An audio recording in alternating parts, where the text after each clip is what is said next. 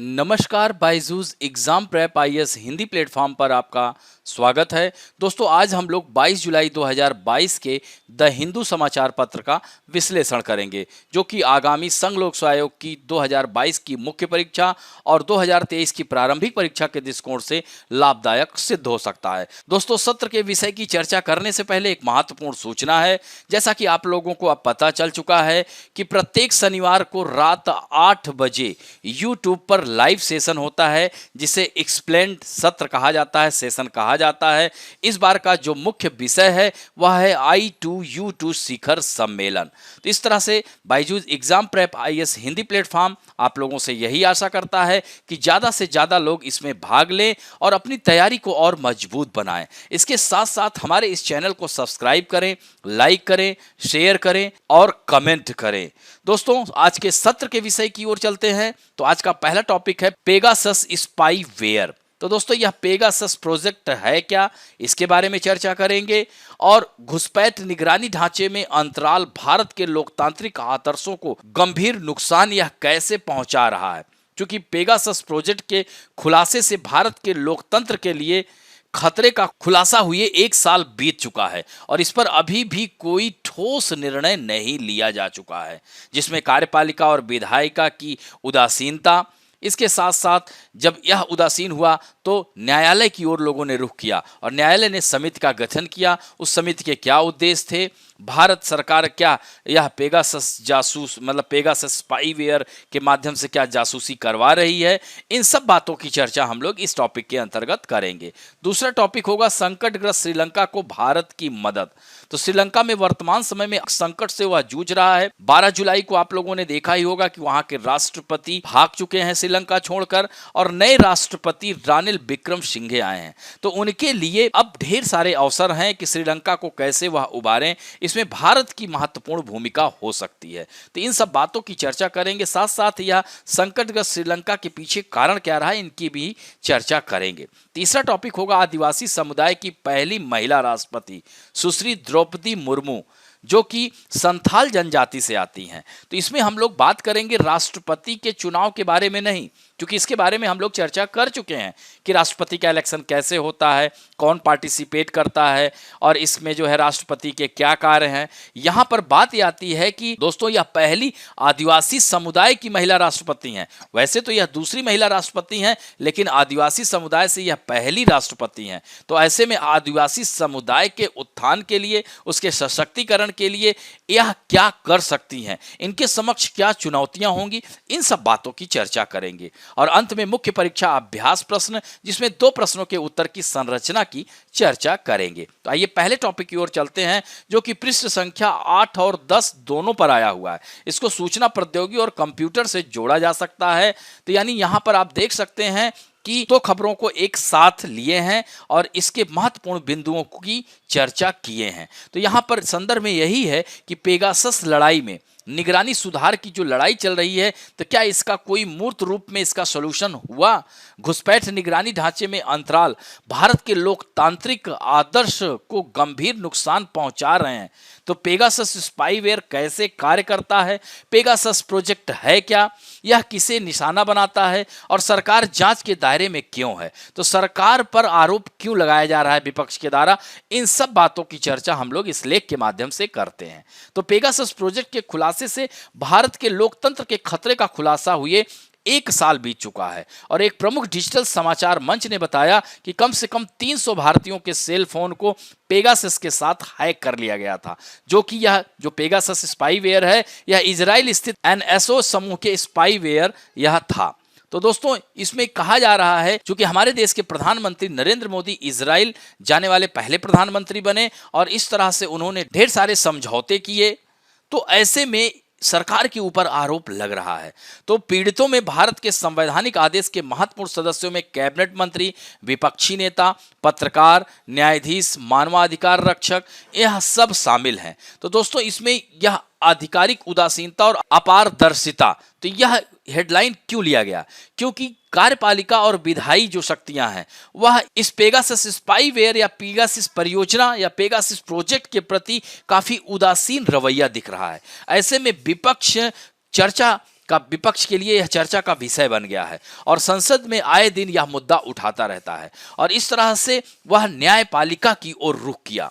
तो दोस्तों 5 अगस्त 2021 को पीड़ितों ने भारत के सर्वोच्च न्यायालय का दरवाजा खटखटाया, जहां उन्होंने प्रदर्शित किया कि फोरेंसिक विश्लेषण में उनके फोन संक्रमित पाए गए थे। तो दोस्तों सुप्रीम कोर्ट इस महीने के अंत में पेगासस स्पाईवेयर सॉफ्टवेयर के कथित इस्तेमाल से संबंधित मामले की सुनवाई करेगा, लेकिन अभी तक इसका कोई मूर्त रूप में सोल्यूशन नहीं मिल पाया है। तो दोस्तों यह मामला पिछले साल 27 अक्टूबर को पहली बार शीर्ष अदालत में विपक्ष के लोग लेकर पहुंचे थे।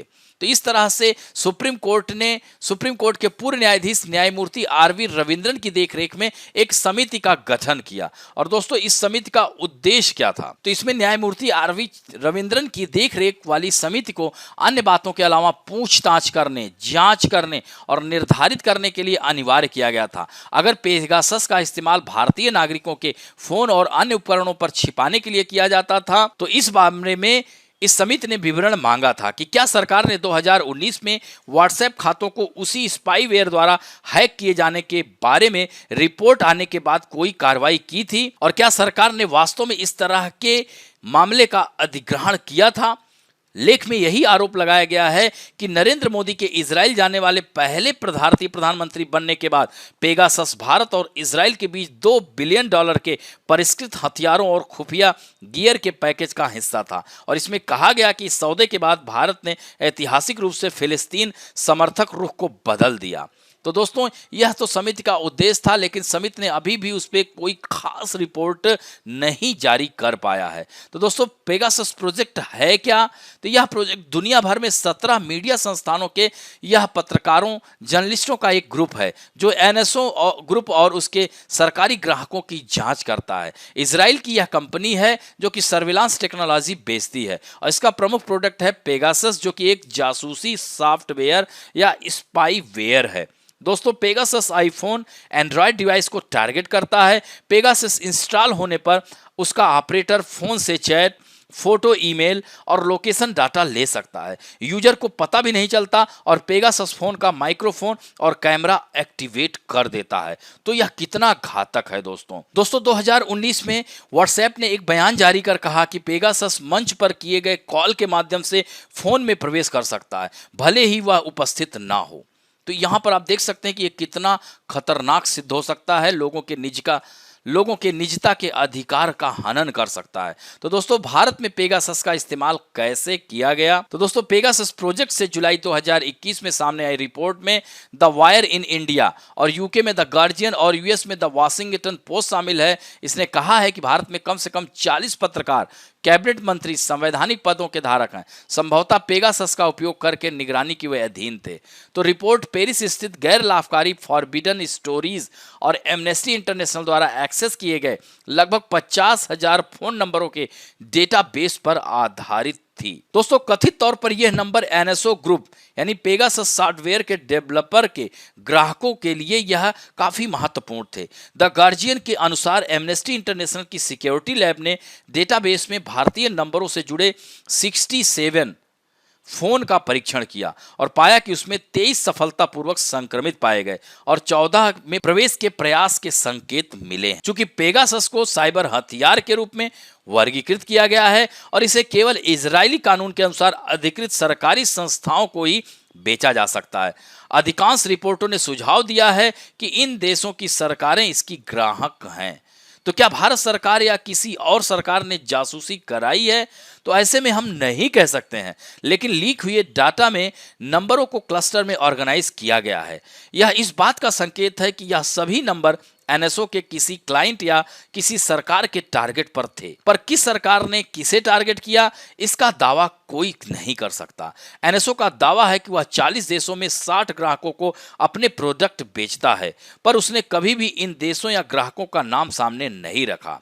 तो किस देश ने किसकी जासूसी कराई इसका खुलासा मीडिया ग्रुप कर रहे हैं। इसमें वे टारगेट के पैटर्न के साथ ही उस समय उनके महत्व को एनालाइज कर रहे हैं और इस आधार पर मीडिया ग्रुप्स ने 10 सरकारों की पहचान की है जिन्होंने टारगेट चुने। इसमें Azerbaijan, Bharat, Bahrain, Kazakhstan, Mexico, Morocco, Rwanda, Saudi Arab, Hungary और संयुक्त अरब अमीरात शामिल है। तो दोस्तों नतीजा यही हुआ कि भारत सरकार ने अब तक इस बात की न तो पुष्टि की है और न ही इनकार किया है कि उसने किसी भी ऑपरेशन के लिए पेगासस को तैनात किया है। पेगासस प्रोजेक्ट के खुलासे के मद्देनजर सुप्रीम कोर्ट में कई याचिकाएं दायर की गई हैं, जिसमें आरोप लगाया गया था कि सरकार ने स्वतंत्र भाषण और लोकतांत्रिक असंतोष को दबाने के प्रयास में बड़े पैमाने पर निगरानी की थी और पेगासस स्पाईवेयर का प्रयोग किया था। तो ऐसे में भारतीय कानूनों की रूपरेखा क्या है? तो दोस्तों भारतीय टेलीग्राफ अधिनियम 1885 की धारा 5(2) में यह कहा गया है कि सरकार संदेह या संदेशों के वर्ग को तब तक रोक सकती है जब वह भारत की संप्रभुता, अखंडता, राज्य की सुरक्षा, मैत्रीपूर्ण संबंधों के हित में हो, विदेशी राज्यों या सार्वजनिक व्यवस्था के साथ या किसी अपराध के लिए उकसाने को रोकने के लिए। तो इसके लिए परिचालन प्रक्रिया भारतीय टेलीग्राफ नियम 1951 के नियम 419 ए में दिखाई देती है। तो people's union for civil liberty, जिसे PUCL बनाम यूनियन बैंक ऑफ इंडिया का जो मामला, इसमें फैसले के बाद नियम 419 ए को टेलीग्राफ नियमों में जोड़ा गया था, जिसमें सुप्रीम कोर्ट ने कहा था टेलीफोन पर बातचीत निजता के अधिकार के अंतर्गत आती है, जिसका उल्लंघन तभी किया जा सकता है जब स्थापित प्रक्रियाएं हों। नियम 419 ए के तहत निगरानी के लिए केंद्र या राज्य स्तर पर गृह सचिव की मंजूरी की आवश्यकता होती है, लेकिन अपरिहार्य परिस्थितियों में संयुक्त सचिव या ऊपर के अधिकारियों द्वारा मंजूरी दी जा सकती है यदि उनके पास गृह सचिव का अधिकार है। दोस्तों निगरानी को सक्षम करने वाला दूसरा कानून सूचना प्रौद्योगिकी अधिनियम 2000 की धारा 69 भी है। यह सरकार को किसी भी कंप्यूटर संसाधन के माध्यम से किसी भी जानकारी के अवरोधन या निगरानी या डिस्क्रिप्शन की सुविधा प्रदान करता है यदि यह भारत की संप्रभुता या अखंडता की रक्षा के हित में हो। तो भारत राज्य की सुरक्षा, विदेशी राज्यों के साथ मैत्रीपूर्ण संबंध या सार्वजनिक व्यवस्था या किसी संज्ञेय अपराध को रोकने या जांच करने के लिए तो यह धारा प्रयोग की जाती है। इसके लिए प्रक्रिया सूचना प्रौद्योगिकी नियम 2009 में विस्तृत रूप से दिया गया है। इंटरनेट फ्रीडम फाउंडेशन ने यह कहा है कि यह नियम बहुत व्यापक हैं, यहां तक कि झूठी वेबसाइटों पर ट्रैफिक के पुनर्निर्देशन या जानकारी प्राप्त करने के लिए किसी भी उपकरण की रोपण की अनुमति देते हैं। ऐसे में इन पुराने नियमों को अब बदलने की आवश्यकता है। दोस्तों सूचना प्रौद्योगिकी अधिनियम की धारा 66 के तहत अनाधिकृत पहुंच का गठन यह करता है। धारा 66 को भी दंडित करने का प्रावधान करती है जो अनधिकृत पहुंच प्राप्त करता है, किसी भी डेटा को डाउनलोड, कॉपी या निकालता है या किसी भी कंप्यूटर दूषित या कंप्यूटर वायरस को पेश करता है या जैसे कि धारा 43 में निर्धारित किया गया है। तो दोस्तों इस तरह से आप देख सकते हैं कि स्पाईवेयर यह जो है पेगासस स्पाईवेयर लगातार 1 साल से चर्चा में बना हुआ है। अभी तक सरकार इस पर कोई भी कार्रवाई नहीं की है। ऐसे में वह संदेह के घेरे में आ जाती है। अब बढ़ते हैं दूसरे महत्वपूर्ण टॉपिक की ओर और यह पेज नंबर 8 और 9 पर दिया गया है। यह श्रीलंका से संबंधित है। इसको अंतरराष्ट्रीय संबंध से जोड़ा जा सकता है, यानी एडवांटेज न्यू दिल्ली इन श्रीलंका इंडिया लाइफलाइन। दोस्तों what can the world do the help Sri Lanka, यानी कैसे विश्व श्रीलंका की सहायता कर सकता है। तो संकटग्रस्त श्रीलंका को भारत की मदद, भारत पड़ोस पहले नीति को प्रासंगिक बनाते हुए श्रीलंका की मदद कर रहा है। उसके पास बहुत ही अच्छा अवसर है वहां निवेश करने का और मजबूत निवेश वह कर सकता है। दोस्तों व्यापार और निवेश संबंधों को गहरा करने के लिए मानवीय सहायता लिंक में अभी इसके पास भारत के पास बहुत सारी संभावनाएं हैं। और श्रीलंका की मदद के लिए दुनिया क्या कर सकती है, इसमें सिर्फ भारत ही नहीं, विश्व बैंक, ADB, एशियाई विकास बैंक, वर्ल्ड बैंक, इन सब को आगे आना होगा। श्रीलंका को अपने सभी लेनदारों को एक साथ आने और उन्हें थोड़ा टाइम देना है और जगह देने की जरूरत है, जिससे कि वह उनकी मदद कर सकें। जो लोगों में इस निराशा का भाव है वह खत्म हो सके। जिन लोगों ने वहां निवेश किया हुआ है उनको ये लग रहा है कि हमारा पैसा डूब गया है, ऐसे में श्रीलंका को उन लोगों को आश्वस्त करना होगा। तो दोस्तों विवरण यही है कि 20 जुलाई 2022 को संसद यानी महत्वपूर्ण संसद वोट में श्रीलंका के राष्ट्रपति के रूप में रानिल विक्रमसिंघे का चुनाव भारत को अपने पड़ोस में विदेशी सहायता के खेल में नेतृत्व करने का अवसर देता है। यानी श्रीलंका के नए राष्ट्रपति के पास बहुत सारी संभावनाएं हैं श्रीलंका को फिर से उभारने की। तो दोस्तों श्रीलंका इस साल अप्रैल के मध्य में अपने विदेशी ऋण दायित्वों की वह पूर्ति नहीं कर पाया, जिसकी वजह से समस्याओं का सामना उसे करना पड़ा। यहां तक कि श्रीलंका के पूर्व राष्ट्रपति गोटाबाया राजपक्षे को 12 जुलाई को देश से भागने के लिए मजबूर होना पड़ा। तो दोस्तों, इन सब के पीछे, श्रीलंका की स्थिति के पीछे क्या कारण था? तो पहला 2009 में गृह युद्ध। दोस्तों, सुना होगा liberation tiger of Tamil Eelam, उसका अंत तो हुआ, लेकिन श्रीलंका को समर्थन के लिए आईएमएफ के पास जाना पड़ा। और आईएमएफ के रूल्स एंड रेगुलेशन आपको पता ही है कितने कठिन है, जिसकी वजह से वह कर्ज के बोझ तले दबता चला गया। दूसरा है दोहरे घाटे की समस्या। श्रीलंका के प्रमुख आर्थिक संकट का कारण है, क्योंकि दोहरे घाटे की समस्या का परिणाम है कि एक सतत चालू घाटा और एक अस्थिर राजकोषीय घाटा, जिनमें से कुछ के लिए तो राजपक्षे सरकार जिम्मेदार थी, कुछ के लिए जिम्मेदार नहीं है। क्योंकि राजपक्षे सरकार, नो डाउट कहा जाए तो, उसने ढेर सारी कुप्रबंधन नीतियों को शुरू किया। जैसे मैंने कहा था, कार्बनिक खेती एकाएक लागू कर देना। अगर उसने चरणबद्ध तरीके से किया होता तो श्रीलंका में यह समस्या ना आती। इसी तरह से कोविड-19 एक बहुत बड़ा कारण हुआ। श्रीलंका पर्यटन के मामले में बहुत महत्वपूर्ण योगदान देता है और पूरी तरह से पर्यटन कोविड के कारण ठप हो गया। ईस्टर बम विस्फोटों के कारण भी पर्यटन ध्वस्त हुआ। और हाल के वर्षों में चीन श्रीलंका के एक प्रमुख भागीदार के रूप में बिल्ट एंड रोड इनिशिएटिव और चीन का ढेर सारा कर्ज वह झेल नहीं पा रहा है। और दोस्तों, महामारी और यूक्रेन संकट, यह सब कारण, तेल की बढ़ती कीमतें, ये सब कारणों की वजह से श्रीलंका में आज आर्थिक संकट देखने को मिल रहा है। तो ऐसे में भारत के लिए यह अवसर है। तो 2022 के पहले 6 महीने में $3.8 बिलियन की भारतीय सहायता ऋण अदला बदली अनुदान के माध्यम से श्रीलंका को प्राप्त हुई है। और यह हाल के दिनों में भारत का सबसे बड़ा द्विपक्षीय कार्यक्रम है। दोस्तों, श्रीलंका की अर्थव्यवस्था को स्थिर करना भारतीय प्रधानमंत्री की पड़ोस पहले की नीति के लिए एक बड़ी जीत यह साबित हो सकती है। दोस्तों, इसके अलावा एक बार श्रीलंका की अर्थव्यवस्था स्थिर हो जाती है तो भारत वर्तमान मानवीय सहायता संबंधों को पार करते हुए श्रीलंका के साथ अपने व्यापार और निवेश संबंधों को और मजबूत कर सकता है। यह क्षेत्रीय एकीकरण और समृद्धि को बढ़ावा दे सकता है। लेकिन दूसरी ओर एक अस्थिर श्रीलंकाई अर्थव्यवस्था भारत के लिए सुरक्षा जोखिम भी पैदा कर सकती है और पाक जल डमरू मध्य में शरणार्थियों की बाढ़ का कारण बन सकती है। यह भारत के लिए द्विपक्षीय और क्षेत्रीय साझेदारी को मजबूत करने का एक अवसर है। तो सूझबूझ के साथ भारत को कार्य करना होगा। चीनी सहायता के आयाम तो देखा जाए तो विशेष रूप से बुनियादी ढांचा परियोजनाओं के लिए, जिनमें से कई अब जांच के दायरे में हैं। यह भारत को अपनी सहायता बढ़ाने का अवसर प्रदान करता है और श्रीलंका के सहायता संघ का नेतृत्व करने के चीन पर अपने पहले प्रस्ताव लाभ को मजबूत करता है।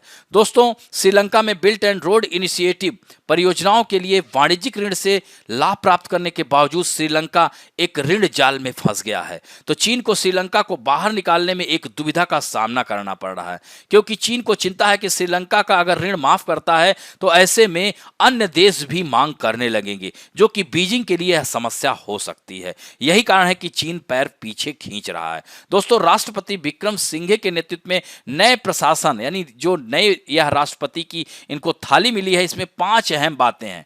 यानी सरकार को यह दिखाना चाहिए कि वह आईएमएफ कार्यक्रम पर बातचीत का समापन करके अर्थव्यवस्था को स्थिर करने के बारे में वह गंभीर है, जो गरीबों की रक्षा के लिए सामाजिक कल्याण व्यय को संरक्षित करते हुए राजस्व बढ़ाने और मुद्रास्फीति को नियंत्रित करने के लिए ब्याज दरों में वृद्धि करने के लिए करों और उपयोगिता कीमतों में वृद्धि करेगा। दोस्तों, अर्थव्यवस्था को व्यापार और निवेश के लिए अधिक खुला बनाने के लिए संरचनात्मक सुधारों को लागू करना, बाजारों की ताकतों को संसाधन आवंटन निर्धारित करने की अनुमति देना, यह राष्ट्रपति की महत्वपूर्ण गतिविधियां हो सकती हैं। मतलब इसका अर्थ यही है कि व्यापार और निवेश की बाधाओं को कम करना, लाल फीताशाही को कम करना, व्यापार में बाधा जो डाल रहे हैं, जो घाटे में चल रहे हैं सरकारी उद्यम, उनका निजीकरण करना। यह समझौते हुए हैं, जैसे श्रीलंकाई एयरलाइंस और सीलोन पेट्रोलियम कॉर्पोरेशन का निजीकरण करके इस समस्या से वह निजात पा सकते हैं। इसे आईएमएफ कार्यक्रम और सुधारों को बहाल करना होगा और मजबूत भ्रष्टाचार विरोधी नीतियों को लागू करना होगा, जैसा कि पूर्व सरकारों ने पूरी तरह से भ्रष्टाचार किया और श्रीलंका की यह स्थिति कर दी। तो सभी सांसदों के लिए संपत्ति आधिपत्य की घोषणा और संयुक्त राष्ट्र द्वारा समर्थित एक मजबूत भ्रष्टाचार विरोधी कार्यालय सहित और बाद में कार्यकारी अध्यक्ष पद को समाप्त कर दिया जाना चाहिए और भारत की ओर झुकाव और देश की विदेश नीति की अधिक तटस्थ दिशा की ओर राजपक्षे के चीन समर्थक रुख से दूर रहना होगा। यानी राजपक्षे का जो समर्थन ज्यादातर चीन की ओर था और भारत का वह नजरअंदाज कर रहा था। ऐसे में राष्ट्रपति विक्रम सिंघे को भारत की ओर झुकाव करना होगा, तभी श्रीलंका को इस समस्या से उबारा जा सकता है। अब बढ़ते हैं दोस्तों पृष्ठ संख्या 8 पर, सामान्य अध्ययन के सेकंड पेपर, भारतीय राज्य व्यवस्था से भी जोड़ सकते हैं इसको। तो राष्ट्रपति महोदया यानी द्रौपदी मुर्मू के चुनाव में आदिवासियों के अधिकारों पर अधिक ध्यान देना चाहिए। दोस्तों जैसा कि आप लोगों को पता चल चुका है कि द्रौपदी मुर्मू भारत के 15वें राष्ट्रपति के रूप में यह चुनी गई हैं और देश की आजादी के 75वें वर्ष में सुश्री मुर्मू राष्ट्रपति भवन पर पहुंचने वाली दूसरी महिला और ऐसा करने वाली एक आदिवासी समुदाय की पहली सदस्य बन गई हैं। दोस्तों वह संथाल जनजाति से संबंधित हैं और वह उनका जो कह सकते हैं नेटिव प्लेस है वह उड़ीसा है और झारखंड में वह राज्यपाल भी रह चुकी हैं। तो सुश्री मुर्मू का चुनाव जनजातीय सशक्तिकरण की यात्रा में एक मील का पत्थर है। हालांकि वह किसी भी तरह से अपनी पहचान तक सीमित नहीं है। सुश्री मुर्मू की पदोन्नति देश भर में जनजातियों को उत्साहित कर रही है और इस तरह से दोस्तों जनजातियों में एक आशा की किरण जगी हुई है कि जनजातियों के लिए हमारी देश की राष्ट्रपति हमारे समुदाय के लिए, हमारे समुदाय के सशक्तिकरण के लिए ढेर सारे कदम उठाएंगी। लेकिन इसके पीछे उनके समक्ष कुछ चुनौतियां भी हैं। तो वह चुनौतियां क्या हैं? क्या वे केंद्र सरकार की आदिवासी नीतियों का विरोध करेंगी अथवा पिंजरे में कैद पक्षी की तरह शोपीस बनी रहेंगी? यानी आदिवासी नीतियों में काफी वहां पर देख सकते हैं आदिवासी समुदायों के द्वारा वर्तमान सरकार का विरोध किया जा रहा है, चाहे वह जंगल का मामला हो, जंगल के पेड़ की कटाई का मामला हो। पहले 500 रुपए का जुर्माना देना पड़ता था लेकिन अब इसे 10,000 कर दिया गया है और दोस्तों अगर दोबारा गलती करता है तो यह 1 लाख रुपए तक का जुर्माना लगाया जा रहा है। तो ऐसे में यह सीधे सीधे इन जनजातियों का समस्याएं हैं। तो इन समस्याओं को क्या वह निपटने में महत्वपूर्ण भूमिका निभा सकती हैं? यह उनके समक्ष चुनौतियां हैं। राष्ट्रपति पेशा कानून का क्या समर्थन करेंगी या नहीं करेंगी? दोस्तों पेशा का पूरा नाम आपको पता है, एक पंचायत अनुसूचित क्षेत्रों तक विस्तार विधेयक यानी the provision on the panchayat extension to the schedule areas bill है। तो भूरिया समिति की सिफारिशों के आधार पर यह सहमति बनी कि अनुसूचित क्षेत्रों के लिए एक केंद्रीय कानून बनाना ठीक रहेगा जिसके दायरे में राज्य विधानमंडल अपने अपने कानून बना सकें। इसी दृष्टिकोण में दिसंबर 1996 में संसद में विधेयक प्रस्तुत किया गया और दिसंबर 1996 में ही यह दोनों सदनों में पारित हो गया था और 24 दिसंबर को राष्ट्रपति की सहमति प्राप्त कर यह लागू हो गया। इसका मूल उद्देश्य यही था कि केंद्रीय कानून में जनजातियों की स्वायत्तता के बिंदु स्पष्ट कर दिए जाए जिनका उल्लंघन करने की शक्ति राज्यों के पास न हो।